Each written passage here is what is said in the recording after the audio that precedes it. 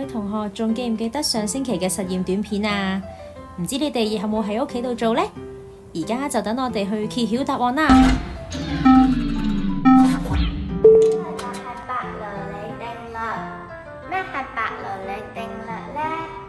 流體速度增加，壓力減少。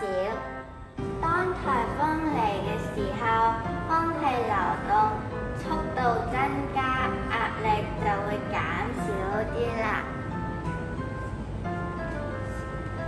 另一邊，大廈裡面嘅空氣速度冇增加，相對外面氣壓就大咗，所以室內輕飄飄嘅紙會被扯出去室外。